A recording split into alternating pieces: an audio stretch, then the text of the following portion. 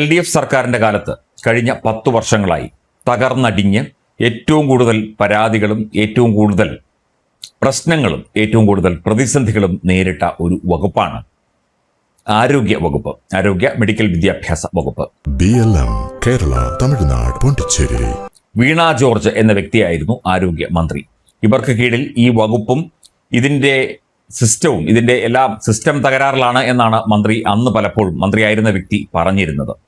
അപ്പോൾ സിസ്റ്റം എത്ര തകരാറിലായാലും അത് നേരെയാക്കി കൊണ്ടുവരേണ്ടത് സർക്കാർ സംവിധാനങ്ങളുടെ ഉദ്യോഗസ്ഥരുടെ ഒക്കെ ഉത്തരവാദിത്വമാണ്. അതെന്തൊക്കെ വന്നാലും നിറവേറ്റും എന്നാണ് ഇപ്പോഴത്തെ ആരോഗ്യമന്ത്രി കെ മുരളീധരൻ പറയുന്നത്. സിസ്റ്റം പ്രശ്നമായിരിക്കാം, പക്ഷേ ആ സിസ്റ്റത്തെ നേരെയാക്കി എടുക്കാൻ നമുക്ക് പറ്റും. അങ്ങനെ പറ്റണം, തീർച്ചയായിട്ടും അത് ചെയ്യും. മെഡിക്കൽ കോളേജിൽ ഒരു വ്യക്തിയുടെ കാല് ഡ്രസ്സ് ചെയ്യാൻ 5 ദിവസം താമസിച്ചു. അതിൽ പുഴു അരിക്കുന്ന അവസ്ഥയുണ്ടായി. അതുപോലെ കോഴിക്കോട് മെഡിക്കൽ കോളേജിൽ ഈ മൂത്രാശയക്കല്ല് നീക്കം ചെയ്യുന്നതുമായി ബന്ധപ്പെട്ട് ശസ്ത്രക്രിയ പാളിപ്പോയി, ആ വ്യക്തി മരിച്ചു. അങ്ങനെ നിരവധി സംഭവങ്ങളാണ് അടുത്ത ദിവസങ്ങളിൽ ഉണ്ടായത്. ഇതൊന്നും അങ്ങനെ വെറുതെ വിടുന്ന പരിപാടിയില്ല. ജനങ്ങളുമായി ആലോചിച്ച് ജനസമ്പർക്കത്തിലൂടെ ഈ ആരോഗ്യ പ്രശ്നങ്ങൾക്ക് അല്ലെങ്കിൽ ആരോഗ്യ മേഖലയിലെ ഈ പ്രശ്നങ്ങൾക്ക് പരിഹാരം കാണും എന്നാണ് കെ മുരളീധരൻ ഇപ്പോൾ വ്യക്തമാക്കിയിരിക്കുന്നത്. അടിമുടി മാറ്റത്തിന് ഒരുങ്ങുകയാണ് ആരോഗ്യ വകുപ്പ് എന്നാണ് റിപ്പോർട്ടുകൾ. ആശുപത്രികളുടെ സമഗ്ര വികസനം ലക്ഷ്യമിട്ട് കായകൽപ്പം എന്ന പേരിൽ ആരോഗ്യമന്ത്രി കെ മുരളീധരന്റെ നേതൃത്വത്തിൽ ജനസമ്പർക്ക പരിപാടി സംഘടിപ്പിക്കും. ഒഴിഞ്ഞുകിടക്കുന്ന സംസ്ഥാനത്തെ ആശുപത്രി കെട്ടിടങ്ങളുടെ കണക്കെടുപ്പ് തുടങ്ങി. ഒഴിഞ്ഞ കെട്ടിടങ്ങളിൽ കൂടുതൽ അടിസ്ഥാന സൗകര്യമൊരുക്കി കൂടുതൽ ജീവനക്കാരെ നിയോഗിക്കും. എല്ലാ ജില്ലകളിലും മന്ത്രിയുടെ അധ്യക്ഷതയിൽ ജനസമ്പർക്ക പരിപാടി നടക്കും.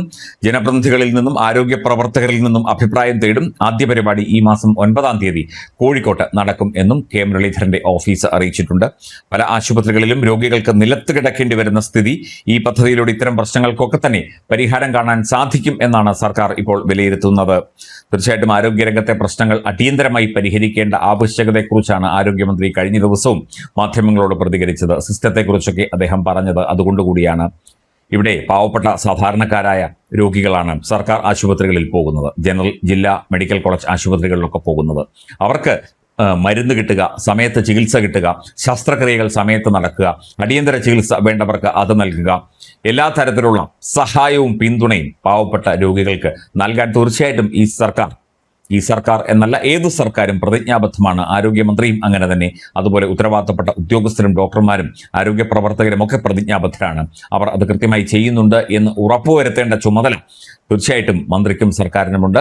ഈ കായകൽപ്പം പദ്ധതിയിലൂടെ കൂടുതൽ ജനകീയമായി ആരോഗ്യ വകുപ്പിനെ മാറ്റുകയും ജനങ്ങളുടെ പ്രശ്നങ്ങൾ, രോഗികളുടെ പ്രശ്നങ്ങൾ ഒക്കെ തന്നെ കൃത്യമായി ഇടപെട്ട് പരിഹരിക്കാനും ഒക്കെ തന്നെ സാധിക്കും എന്ന പ്രതീക്ഷയിലാണ് ആരോഗ്യ വകുപ്പും ആരോഗ്യ മന്ത്രി കെ മുരളീധരനും ഇപ്പോൾ മുമ്പോട്ട് പോകുന്നത്.